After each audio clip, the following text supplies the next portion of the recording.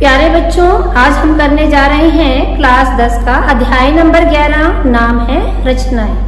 बच्चों, आप 9th class में भी लेसन नंबर 11 करके आए हैं, उसका भी नाम था रचनाएं।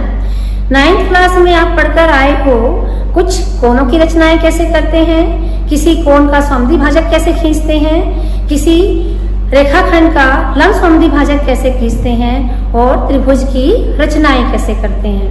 अब 10th क्लास में हम रचनाओं के अंतर्गत पढ़ने वाले हैं कि अगर हमें कोई रेखाखंड दिया हुआ है तो उसको विभाजित कैसे करते हैं, दिए हुए अनुपात में उसका विभाजन कैसे करते हैं, या किसी दिए हुए त्रिभुज के समरूप एक त्रिभुज की रचना और करना।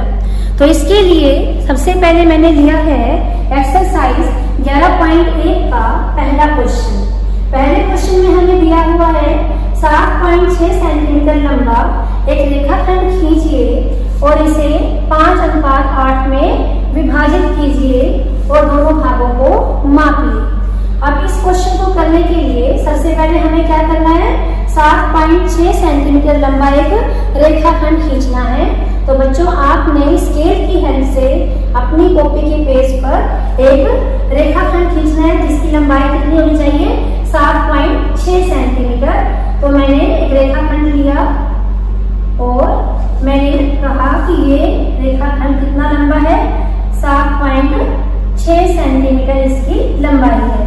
तो जब आप अपनी कॉपी के पेज पर रेखाखंड खींचोगे तो आपने स्केल की हेल्प से पूरा माप कर ही 7.6 सेंटीमीटर लंबाई का रेखाखंड खींचना है। साथ में हम कैसे इसको कर रहे हैं, रचना के चरण भी हमने साथ साथ लिखने हैं। तो हम रचना के चरण भी साथ साथ लिखेंगे।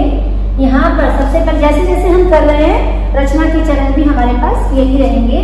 पहला हमारे पास क्या है, हमने 7.6 सेंटीमीटर लंबाई का एक रेखाखंड खींचा।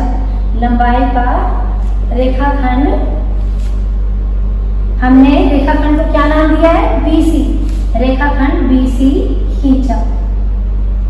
इसके बाद बच्चों दूसरा स्टेप हमें क्या करना है, BC रेखाखंड के साथ न्यून कोण बनाती हुई एक किरण BX खींचनी है।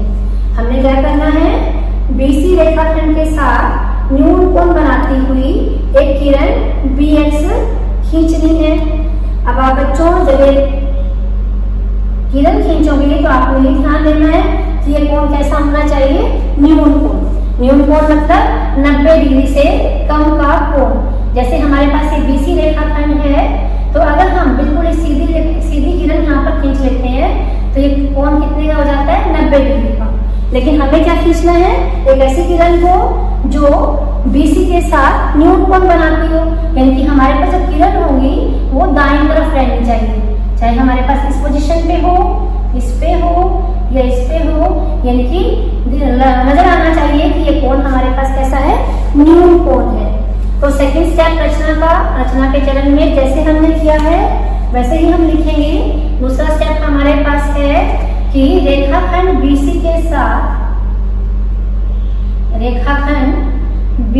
के साथ न्यून कोण बनाती हुई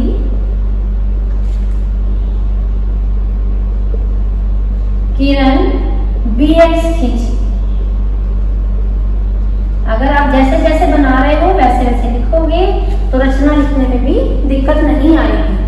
इसके बाद बच्चों आपको दिए हुए रेखाखंड को किस अनुपात में विभाजित करना है, 5:8 में विभाजित करना है। तो 5 और 8 को पहले जोड़ लो तो हमारे पास क्या बन जाता है, 13। अब हमने क्या करना है, प्रकार की हेल्प से हमने B बिंदु पर प्रकार को रखकर किरण BX पर 13 बराबर चाप लगानी है। तो हमने क्या करना है, पहले प्रकार को ले लिया और प्रकार में हमने अपनी पेंसिल को इस तरह से सेट करना है कि दोनों की नोक बराबर रहे और उसकी थोड़ा खोल लिया, यानी त्रिज्या ले ली। एक बार इस चीज का ध्यान रखना है कि एक बार प्रकार को खोल लेते हो तो उसको कम या ज्यादा नहीं करना। प्रकार जितनी आपने एक बार खोल ली तो चाप लगाते हुए उतनी ही खुलनी चाहिए। तो आपने जैसे प्रकार खोल ली, प्रकार को पहले B बिंदु पर रखा। B बिंदु पर रखने के बाद आपने किरण BX पर कितनी चाप लगानी है, 13 चाप लगानी है। B बिंदु पर प्रकार को रखा, पहली चाप लगाई,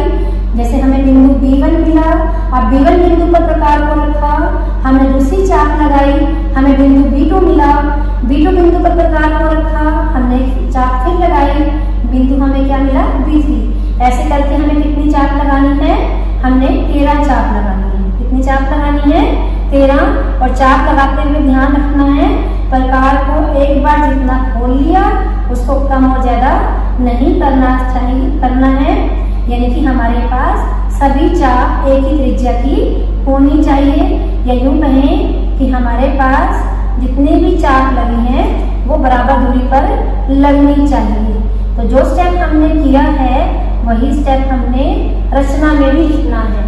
तो तीसरा हमारे पास स्टेप क्या बनता है रचना का, बी बिंदु पर प्रकार रखकर, बी बिंदु पर प्रकार रखकर 13 चाप इस प्रकार से लगाई, 13 चाप इस प्रकार से लगाई कि अब जब 13 चाप बराबर है तो इनके बीच की दूरी, यानी ये वाली दूरी B1 के बीच की दूरी बराबर B1 B2 बराबर B2 B3, इनकी जो बीच की दूरियां हैं ये सारी कैसी होंगी, बराबर होंगी। तो यही लिखोगे कि B बिंदु पर प्रकार को रखकर 13 चाप इस प्रकार से लगाए कि B1 बराबर B1 B2 बराबर B2 B3 बराबर B3 B4 बराबर B4 B5 बराबर B5 B6 बराबर B6 B7 बराबर B7 B8 बराबर B8 B9 बराबर B9 B10 बराबर B10 B11 B11 B12 और B12 बराबर B13। यानी ये सारी दूरियां कैसी हैं हमारे पास, बराबर है। अगर इतना बड़ा लिखना मुश्किल लग रहा है तो सिंपल लिखें कि B बिंदु पर प्रकार रखकर 13 बराबर चाप लगाई। ठीक है, तो हमें कौन कौन से बिंदु मिले, सारे बिंदु मिले थे। अब हमें क्या करना है, रेखाखंड को किस अनुपात में बांटना है, 5:8 में बांटना है। तो सबसे पहले हम क्या करेंगे, जो लास्ट का बिंदु है B13 इसको C से मिलाएंगे। B13 किससे मिला देंगे, हम C बिंदु से मिलाएंगे। तो जैसे हमने किया, ये हमारे पास रचना के चरण में चौथा स्टेप हो गया कि बिंदु B13 को बिंदु C से मिलाया, बिंदु B13 को बिंदु C से मिलाया।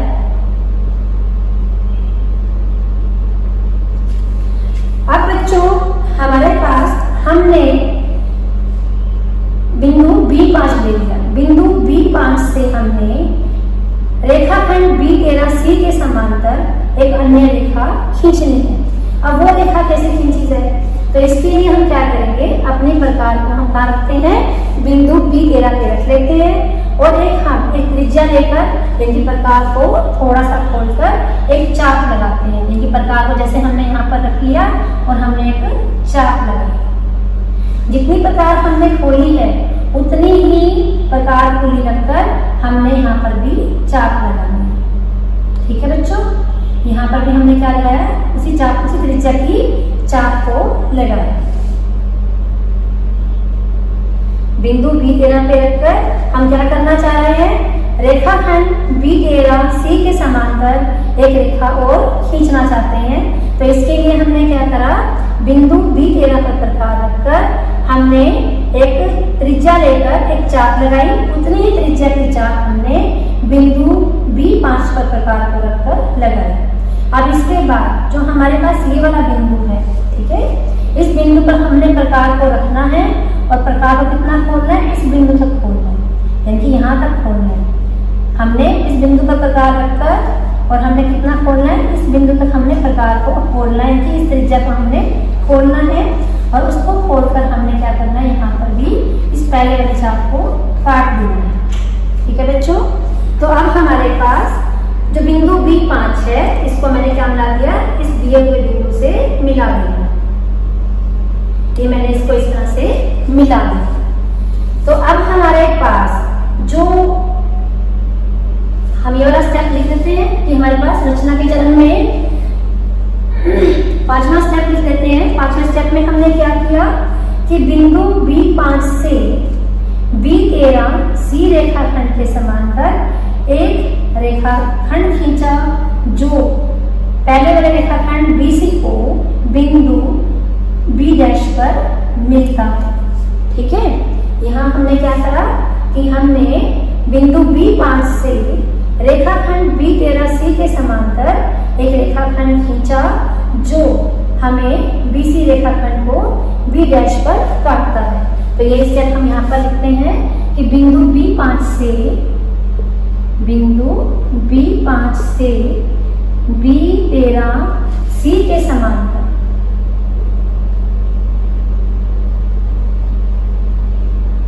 एक रेखा खींची जो रेखाखंड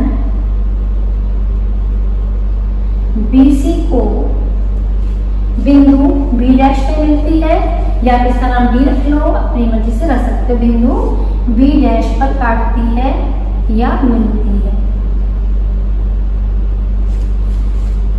तो हमारे पास नेक्स्ट स्टेप हो जाएगा नंबर 6। अब हमारे पास जो ये B' है और जो ये B' है, तो ये जो अनुपात होगा ये हमारे पास क्या होगा 5:8। तो हमारे पास B' अनुपात B'C ये क्या होगा हमारे पास 5:8। क्वेश्चन में हम करना ही चाह रहे थे कि हमारे पास रेखाखंड को हम 5:8 में बांटना चाह रहे थे। तो बच्चों अब हम देखते हैं कि हमारा रिजल्ट ये वाला क्यों आया, ये कैसे आया। बच्चों आप देख रहे हो कि हमारे पास क्या बन रही है, एक त्रिभुज बन रही है त्रिभुज। तो हमारे पास त्रिभुज कौन सी बन रही है, नाम देते हैं त्रिभुज। ये हमारे पास है BC B13। कौन सी त्रिभुज है हमारे पास, BC B13।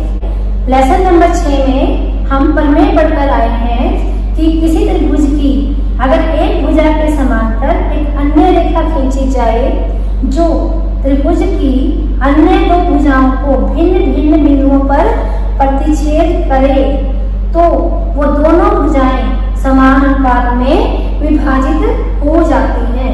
तो इसी तरह से हमारे पास त्रिभुज BC13 में हमारे पास जो B5 B' है, यानी जो रेखाखंड B5 B' है वो किसके समांतर है, B13C के समांतर है।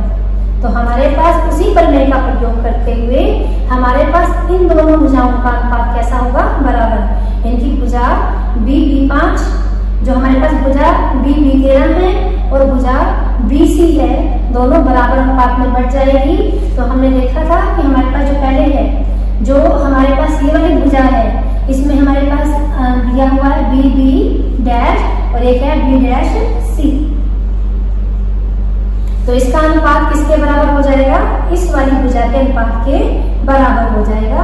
ये वाली भुजा हमारे पास कैसी है, B5 और ये B13। एक बार दोबारा से देख लो बच्चों, हमने कहा कि हमारा जो ये रेखाखंड है 5:8 में विभाजित हो गया। तो हम देखते हैं कैसे कह रहे हैं, रिजल्ट कैसे प्रूव हुआ कि हमारे पास ये रेखाखंड 5:8 में विभाजित हो गया। तो इसके लिए हमने त्रिभुज कंसीडर करी। त्रिभुज है हमारे पास BC B13। इस त्रिभुज की एक भुजा के समांतर दूसरी भुजा दी हुई है जो त्रिभुज की बाकी दोनों भुजाओं को बिंदु B5 और B' पर काट रही है। तो एक प्रमेय के अनुसार हमारे पास ये दोनों भुजाएं कैसी हो जाएंगी, समान अनुपात में विभाजित हो जाएंगी। यानी जो अनुपात इस भुजा का था वही अनुपात हमारे पास इस भुजा का होगा। अब अगला स्टेप हमारे पास क्या है, अनुपात में विभाजित हो चुकी है। अब हमें क्या करना है, दोनों भागों को मापिए। तो आपने अगर क्वेश्चन को ठीक से माप लिया है तो अब मापो कि BB' की लंबाई कितनी है, BB' किसके बराबर आया है और B'C किसके बराबर, कि ये इसका माप किसके बराबर है और दोनों का माप जोड़ने पर किसके बराबर होना चाहिए, 7.6 सेंटीमीटर के बराबर होना चाहिए। तो ये बच्चों आपका था पहला क्वेश्चन। अब हम करेंगे इसी एक्सरसाइज का दूसरा क्वेश्चन। इस क्वेश्चन में हमें कहा गया है 4 सेंटीमीटर, 5 सेंटीमीटर, 6 सेंटीमीटर भुजाओं वाले एक त्रिभुज की रचना कीजिए और फिर इसके समरूप एक अन्य त्रिभुज की रचना कीजिए जिसकी भुजाएं दिए हुए त्रिभुज की संगत भुजाओं की 2/3 गुना। तो सबसे पहले हमें क्या करना है, भुजाओं 4 सेंटीमीटर, 5 सेंटीमीटर और 6 सेंटीमीटर वाला एक त्रिभुज की रचना करनी है। तो बच्चों आप त्रिभुज की रचना करना 9th क्लास में भी सीख कर आए हैं, वैसे ही हम यहाँ पर भी त्रिभुज की रचना करेंगे। तो पहले हमने क्या करना है, हमने भुजा ले लेनी है जिसकी लंबाई आपकी मर्जी है, मुझे 4 सेंटीमीटर ले लो, 5 ले लो या 6 ले लो। मैं अपने आइडिया से ले रही हूँ कि मान लो ये मेरे पास क्या है, एक 6 सेंटीमीटर भुजा वाली 6 सेंटीमीटर लंबा एक रेखाखंड है और इस रेखाखंड को मैंने नाम दिया BC। बच्चों ये मैंने आइडिया से लिया है, ये मेरा माप 6 सेंटीमीटर से ज्यादा है, लेकिन जब अपनी कॉपी पर करोगे तो आपने स्केल की हेल्प से पूरा माप कर इसको 6 सेंटीमीटर ही लेना है। इसके बाद हमने क्या करना है, B बिंदु पर प्रकार रखकर और 4 सेंटीमीटर त्रिज्या लेकर, कितनी त्रिज्या लेकर, 4 सेंटीमीटर त्रिज्या लेकर, यानी प्रकार को हमने कितना खोलना है, 4 सेंटीमीटर हम प्रकार को खोल लेंगे और फिर हम B बिंदु पर प्रकार रखकर एक चाप लगाएंगे, ऊपर की तरफ एक चाप लगाएंगे। इसी प्रकार से हम C बिंदु पर प्रकार को रखकर आप त्रिज्या कितनी लेंगे, 5 सेंटीमीटर, ये यूं कहें प्रकार को कितना खोल लेंगे, 5 सेंटीमीटर खोल लेंगे और C बिंदु पर प्रकार रखकर और जो पहले वाली चाप हमारी बनी हुई है इस चाप को काट देंगे। इसके बाद हमने क्या करना है, जिस बिंदु पर दोनों चाप कट रही है उस बिंदु को नाम दिया हमने A। अब हमने A को B से मिला लेना है और हमने A को C से भी मिला लेना है। A को हमने किससे मिलाया, B से भी मिला लिया और A को हमने C से भी मिला लेना है। यानी कि ये हमारे पास त्रिभुज की रचना हो गई। इसकी भुजाओं का माप कितना है, BC हमारे पास 6 सेंटीमीटर है, AB हमारे पास 4 सेंटीमीटर है और AC हमारे पास 5 सेंटीमीटर है। तो बच्चों हम इसके भी रचना के चरण साथ साथ लिखेंगे, रचना के चरण, क्योंकि आपको 9th क्लास में त्रिभुज की रचना करनी आती है तो हम इसको एक स्टेप में भी लिख सकते हैं कि भुजाओं 4 सेंटीमीटर, 5 सेंटीमीटर और 6 सेंटीमीटर वाले त्रिभुज ABC की रचना करी या ABC बनाई। इसके बाद हमारे पास सेकंड स्टेप, जैसे हम रेखाखंड के विभाजन में कर आए हैं, अब BC रेखाखंड के साथ न्यून कोण बनाती हुई हमने एक किरण खींचनी है। ये मैंने BC रेखाखंड के साथ न्यून कोण बनाती हुई एक किरण BX खींची। तो सेम हमें यहीं पे लिखना है कि रेखाखंड BC के साथ न्यून कोण बनाती हुई किरण BX खींची। अब हमारे पास थर्ड स्टेप है बच्चों, जो हमारे पास नई त्रिभुज बनेगी वो पहली वाली दी हुई त्रिभुज की भुजाओं की 2/3 गुना होगी। तो हमारे पास 2/3, 2 हमारे पास अंश है और 3 हमारे पास क्या है, हर है। ठीक है, तो हमारे पास 2/3 हमारे पास क्वेश्चन चाहे कोई भी हो, इन दोनों में से जो हमें अनुपात दिया हुआ जो संख्या बड़ी है, ठीक है, चाहे वो अंश की हो चाहे वो हर की हो, जो संख्या बड़ी है उतनी ही हम किरण BX पर चाप लगाएंगे। तो अगला स्टेप हमने क्या करना है कि हमने अपने प्रकार को एक त्रिज्या लेकर खोल लेना है। प्रकार को हमने थोड़ा सा खोल लिया, त्रिज्या को हमने फिक्स कर लिया, B बिंदु पर प्रकार को रखा, किरण BX पर हमने क्या लगानी है, 3 बराबर चाप लगानी है।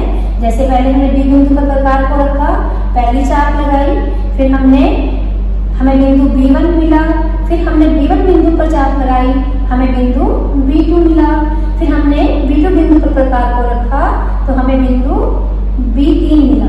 ध्यान क्या रखना है कि हमें प्रकार को कम या ज्यादा नहीं करना, यानी कि एक बार जितनी त्रिज्या हमने ले ली प्रकार को हमने उतना ही खोलना है। तो थर्ड स्टेप में हमने क्या करा, बिंदु बी पर प्रकार रखकर 3 बराबर चाप लगाई। बिंदु बी पर प्रकार रखकर यहाँ हम ये भी लिख सकते हैं कि किरण bx पर 3 चाप इस प्रकार से लगाएगी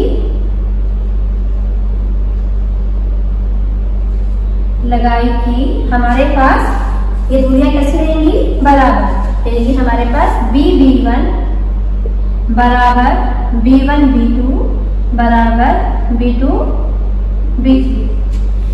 अब अगला स्टेप, हमारे पास जो चौथा स्टेप है ये इंपॉर्टेंट है, ध्यान रखना है कि हमारे पास अनुपात दिया हुआ 2/3। जब हमने चाप लगाई है तो हमने ध्यान रखना है अंश या हर में से जो भी हमारे पास संख्या बड़ी है उतनी ही हमें चाप लगानी है। लेकिन हमें कौन से बिंदु को सी से मिलाना है, हमें हर में जो बिंदु दिया हुआ है चाहे वो छोटा है या बड़ा है, हमें हर वाली संख्या को हमें बिंदु सी से मिलाना है। हर में हमें क्या दिया हुआ है, 3, तो बिंदु B3 को हम किससे मिलाएंगे, सी से मिलाएंगे। ये हमने बिंदु B3 को हमने सी से मिलाना है। तो यहाँ पर लिखोगे बिंदु B3 को सी से मिलाया। अब हमारे पास बच्चों हमने रेखाखंड B3C के समांतर ही एक रेखा और खींचनी है। तो हमारे पास वो रेखा कहाँ से, कौन से बिंदु से खींची जाएगी, हमारे पास जो अंश में संख्या दी हुई है, अंश में संख्या क्या दी हुई है, 2, तो हम बिंदु B2 लेंगे। बिंदु B2 से हम B3C रेखाखंड के समांतर एक रेखाखंड एक रेखा और खींचेंगे। तो हमारे पास समांतर रेखा खींचने के लिए हम क्या करेंगे, जैसे हमने पिछले क्वेश्चन में किया था कि हमारे पास बिंदु B3 पर प्रकार को रखा और एक त्रिज्या की प्रकार खोलकर हमने एक चाप लगानी है। इस तरह से अपनी मर्जी से कोई भी त्रिज्या लेकर हमने एक चाप लगा ली, उतनी ही त्रिज्या की चाप हमने यहाँ पर भी लगानी है, बिंदु B पर प्रकार रखकर भी लगानी है। ठीक है बच्चों, कि हमारे पास बिंदु B3 पर प्रकार को रखा और त्रिज्या लेकर खोल लिया, यानी कि त्रिज्या की प्रकार को खोल लिया। बिंदु B3 पर रखकर हमने एक चाप लगाई, उतनी त्रिज्या की हमने चाप बिंदु B2 पर रखकर लगाई। अब इसके बाद हमारे पास हमने क्या करना है, अपनी प्रकार को यहाँ पर रखना है और प्रकार को कितना खोलना है, इस बिंदु तक, यहाँ से लेकर यहाँ तक प्रकार को खोल लेना है। यानी कि हमने प्रकार को यहाँ पर रखा और इतना इसको खोल लिया, तो उतनी खुली प्रकार से हमने यहाँ पर रखा और एक चाप लगानी है। क्या करना है, हमने एक चाप लगानी है। अब हमने क्या करना है, हमें बिंदु मिल जाता है तो हम इस तरह से रखेंगे और इसको मिलाएंगे। थोड़ा मैंने आइडिया से किया है, थोड़ा मैं इसको चेंज कर लेती हूँ, ये सेट नहीं बैठ रही है तो मैंने इसको मिला दिया। तो जो हमने ये रेखा खींची है, ये BC रेखाखंड को एक बिंदु पर प्रतिच्छेद कर रही है, इसको नाम दे देते हैं हम B'। ठीक है, तो हमने 5वां स्टेप क्या लिया, बिंदु B2 से रेखाखंड B3C के समांतर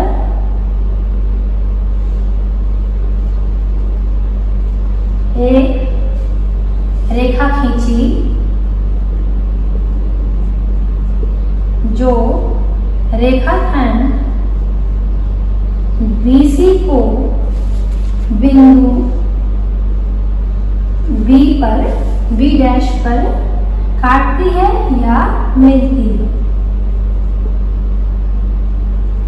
ठीक है बच्चों, इसी प्रकार से हमने क्या करना है, अगला स्टेप, अब हमने जो B' बिंदु आया है, बिंदु B' से भी हमने एक रेखा खींचनी है, किसके समांतर, CA के समांतर, जो रेखाखंड AB को काटे। अब समांतर खींचना है तो हमें कोई तरीका अपनाना है कि हमने कोई भी त्रिज्या लेकर प्रकार को खोल लिया और हमने क्या करना है, यहाँ पर एक चाप लगानी है उसी त्रिज्या की हमने चाप यहाँ पर भी लगानी है। इसके बाद हमने प्रकार को रखकर इतना खोल लेना है और इस चाप को भी वैसे ही काटना है।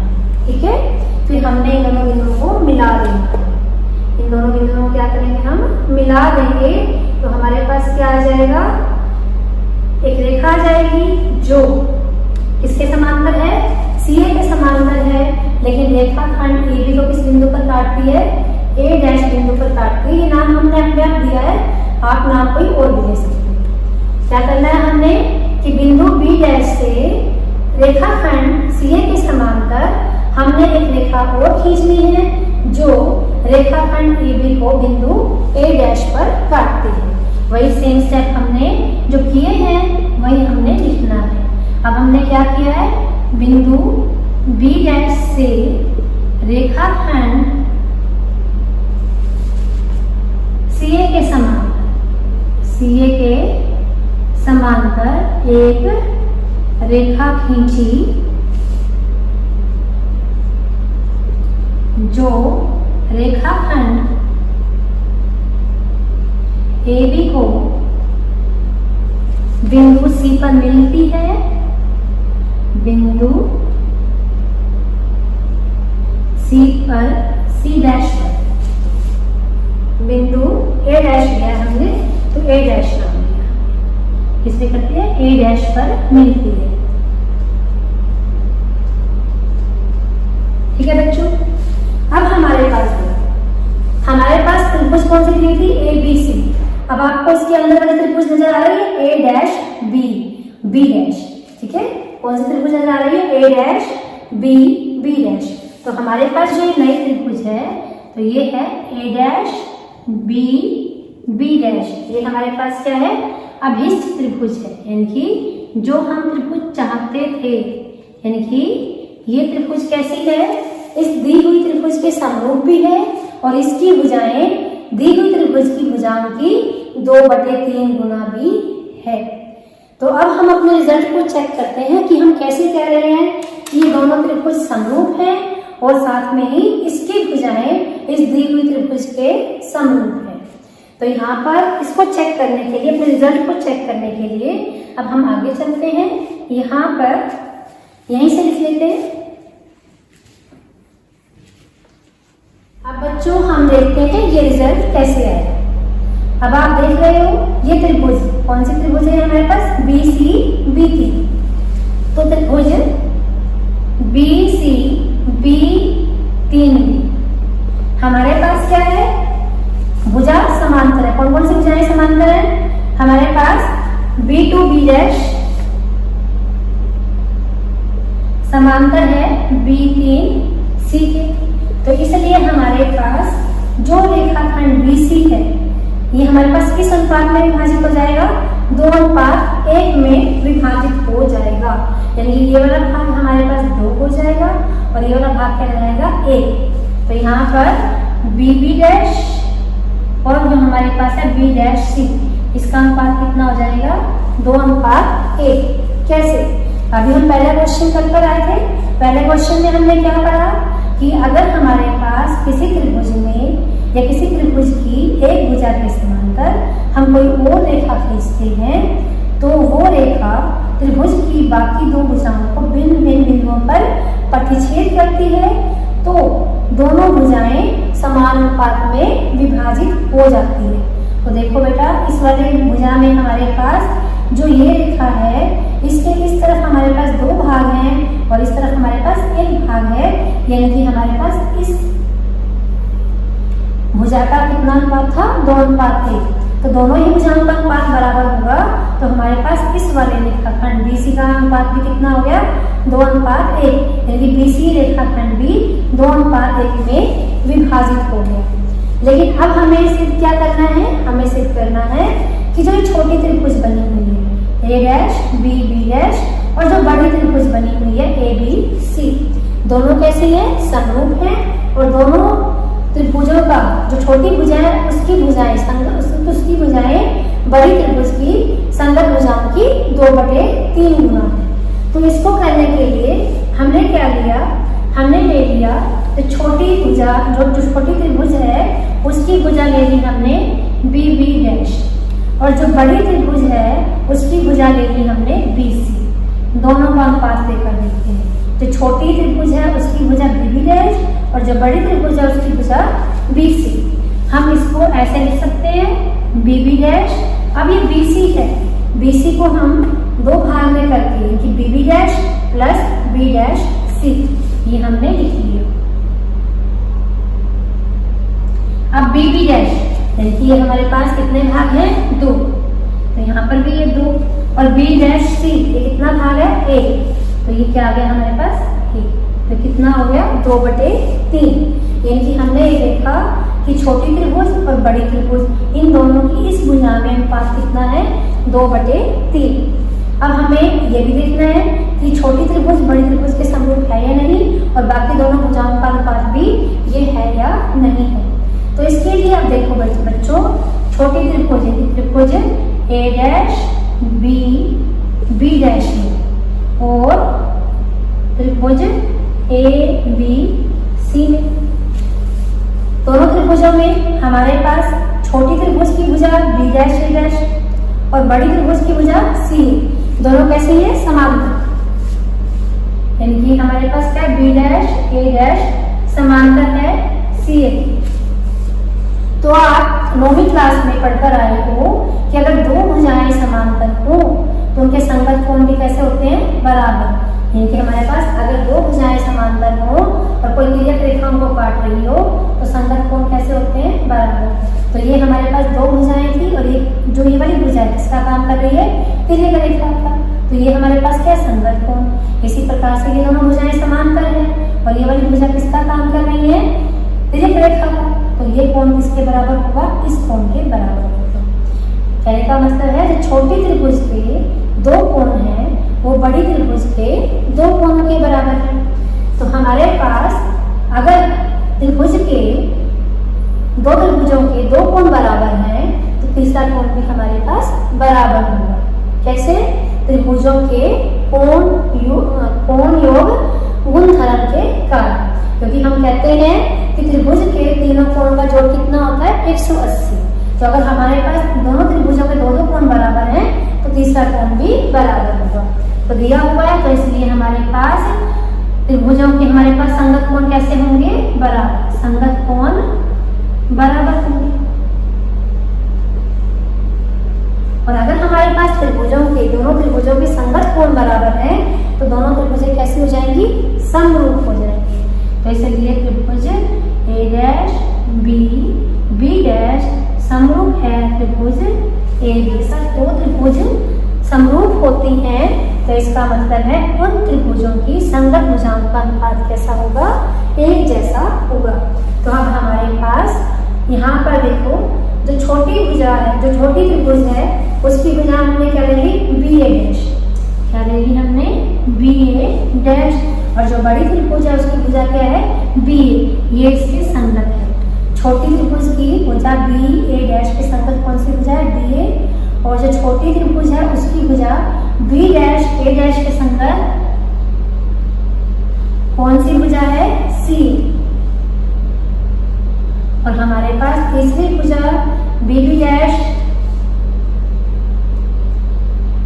और बी डैश बी सी, और क्या है हमारे पास, तो हमारे पास अभी हम ऊपर कर चुके हैं कि बी बी डैश और बी सी इनका अनुपात कितना है, 2/3। और अभी हमने कहा त्रिभुज समरूप है तो बाकी दोनों भुजाओं का अनुपात भी कितना होगा, 2/3। तो बच्चों उम्मीद है आपको समझ में आया होगा। अब हम इसका एक क्वेश्चन और ले रहे हैं, क्वेश्चन नंबर 6। इसमें हमें कहा गया है एक त्रिभुज ABC बनाइए जिसमें BC बराबर 7 सेंटीमीटर, कोण B बराबर 45 डिग्री, कोण A बराबर 105 डिग्री हो।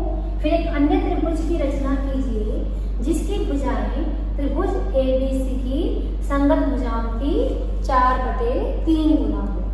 तो बच्चों सबसे पहले हमें क्या कहा गया है, एक रेखाखंड लेना है BC बराबर 7 सेंटीमीटर।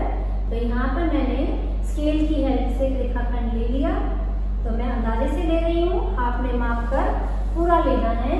तो ये रेखाखंड क्या है, BC, और इसकी लंबाई कितनी लेनी है हमें 7 सेंटीमीटर। पहले हम त्रिभुज की रचना कर रहे हैं। बिंदु बी पर हमें कितना कोण बनाना है? 45 डिग्री का कोण बनाना है। तो आप सब बच्चे 45 डिग्री का कोण बनाना जानते हो, तो आपने 45 डिग्री का कोण बनाना है। तो मैं यहाँ पर आइडिया से ले रही हूँ। ये मेरे पास बन गया 90 डिग्री का कोण और मैंने इसका कर दिया, ये हमारे पास क्या है, लगभग 90 का कोण और मैंने इसको कर दिया हाफ।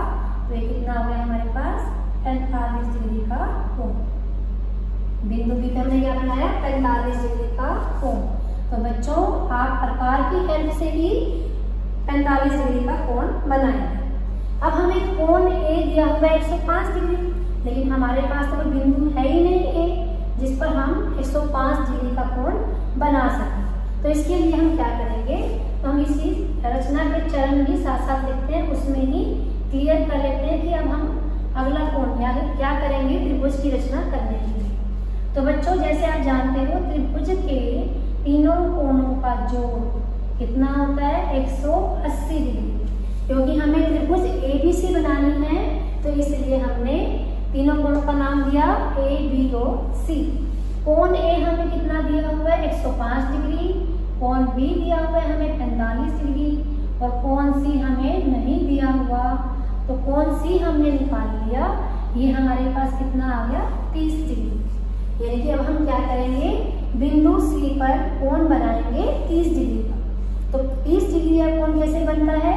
पहले हम 60 का कोण बनाते हैं। 60 का कोण बनाने के बाद हम क्या करते हैं? उसका आधा ले लेते हैं, उसका समद्विभाजन करते हैं। तो ये लगभग हमारे पास बन जाता है कोण 30 डिग्री।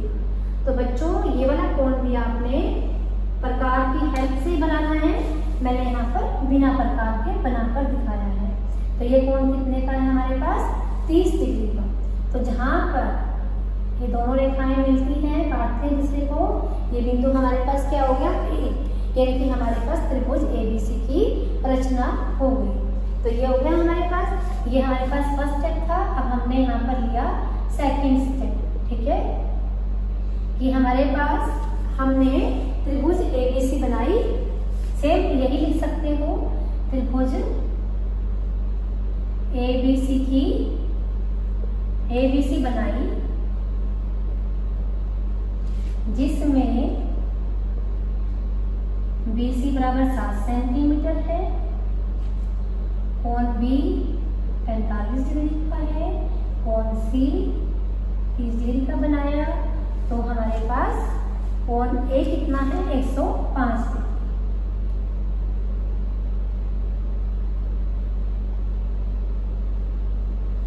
ठीक है, मतलब इतना डिटेल में लिखने की जरूरत नहीं है त्रिभुज के बारे में, क्योंकि हम पिछली क्लास में पढ़कर आए थे। मेनली हमने त्रिभुज बनाई। अब हमारे पास नेक्स्ट स्टेप, अब हमने क्या करना है? BC के साथ न्यून कोण बनाती हुई एक किरण BX खींचनी है। तो ये हमने BC रेखाखंड के साथ न्यून कोण बनाती हुई एक किरण BX खींची। यही हमने स्टेप में लिखना है। BC के साथ रेखाखंड BC के साथ न्यून कोण बनाती हुई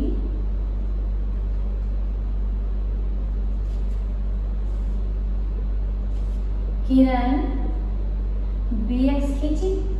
ये स्टेप सेम वैसा ही है जैसे हम पिछले दोनों क्वेश्चन में करके आए हैं। अब हमें किरण BX पर चाप लगानी है। कितनी चाप लगाई जाए? अब बच्चों पिछले क्वेश्चन में आपको बताया था कि हमारे पास अनुपात कितना दिया हुआ? 4/3। इनमें से जो भी संख्या बड़ी है, तो कौन सी बड़ी है हमारे पास? 4। तो हम BX किरण पर कितनी चाप लगाएंगे? 4 बराबर चाप लगाएंगे। हमारे पास चाप लगाने का तरीका वही है कि हमने B बिंदु पर प्रकार को रखना है और एक त्रिज्या ले लेनी है, यानी प्रकार को थोड़ा खोल लेना है। जितना एक बार खोल लिया उसको कम या ज्यादा नहीं करना है। B बिंदु पर प्रकार लगाई तो BX किरण पर पहले एक चाप लगाई, हमें बिंदु B1 मिला, फिर B1 पर रखा, दूसरी चाप लगाई, बिंदु B2 मिला, फिर B2 पर बिंदु पर प्रकार को रखा, फिर तीसरी चाप लगाई, हमें बिंदु B3 मिला, फिर B3 बिंदु पर प्रकार को रखा, हमें बिंदु B4 मिला। तो हमने क्या लिखना है यहाँ पर? चौथा स्टेप किरण BX पर बराबर दूरी पर 4 चाप लगाए, बराबर दूरी पर 4 चाप लगाए। हम जैसे पिछले क्वेश्चन में लिख कर आए थे वैसे भी लिख सकते हैं कि बिंदु B से या बिंदु B पर प्रकार पर 4 चाप इस प्रकार से लगाई कि B1 बराबर B1 B2 बराबर B2 B3 बराबर B3 B4। अगर लिखने में मुश्किल आ रही है तो सिंपल लिखना चाहते हो तो ऐसे भी कर सकते हो, किरण BX पर बराबर दूरी पर 4 चाप लगाए। ठीक है, अब हमने क्या करा, बिंदु B से भी कर सकते हो, किरण BX पर बिंदु B से स्टार्ट तो बिंदु B से कर लो ना, बिंदु B से बराबर दूरी पर 4 चाप लगाए। अब हमारे पास नेक्स्ट स्टेप क्या होता है कि किसी एक बिंदु को हमें C से मिलाना है, तो वो बिंदु कौन सा है। तो हमें इन क्वेश्चंस में ध्यान रखना है, पिछला क्वेश्चन भी हम कर आए हैं कि हमें हर में जो संख्या दी हुई है उसी बिंदु को हमें C से मिलाना है। यहाँ पर हमारे पास 3 है तो हम B3 को C से मिलाएंगे। यहाँ हमने B3 को C से मिला, ये नेक्स्ट स्टेप है हमारे पास। तो बच्चों इस चीज को ध्यान में रखना कि कौन से बिंदु को मिलाया जाएगा। B3 को C से मिलाया, ठीक है, यानी जो भी हमारे पास हर में यानी नीचे जो संख्या दी हुई है उसको ही मिलाना है। इसके बाद हमारे पास अब हमने एक रेखाखंड खींचना है, किसके समांतर, B3C के समांतर। अब इस रेखाखंड को खींचने के लिए अब हमारे पास किस बिंदु से वो रेखाखंड खींचा जाए, क्योंकि हमारे पास अनुपात क्या 4/3 है जिसमें हमें, तो इसलिए हम बिंदु B4 से एक रेखाखंड खींचेंगे जो B3C के समांतर। तो खींचने का तरीका क्या है, वही सेम, जितना कोण हमारे पास ये है उतना ही कोण हमें यहाँ पर भी लेना है और फिर हमने इसको इसके समांतर खींचना है, जैसे हम पिछले क्वेश्चंस में करके आए। ठीक है, कि जितना कोण हमारे पास ये था उतना ही कोण हमें यहाँ पर इस बिंदु पर भी बनाना है और फिर हमने ये रेखा खींचनी है। अब ये रेखा क्या कर रही है, ये रेखा अगर हम BC रेखाखंड को बढ़ाते हैं, BC रेखाखंड को बढ़ा रहे हैं तो उसको इस बिंदु पर काट रही है। इस बिंदु का हमने नाम क्या ले लिया, C' नाम ले लिया। क्या नाम ले लिया हमने, C'। यानी कि हम अगर बिंदु B4 से एक रेखा खींचते हैं जो किसके समांतर है, B3C के समांतर है, तो वो कहाँ करती है, बड़े हुए रेखाखंड BC को C' पर मिलती है। तो हम यहाँ पर लिखते हैं इस स्टेप को, बिंदु B4 से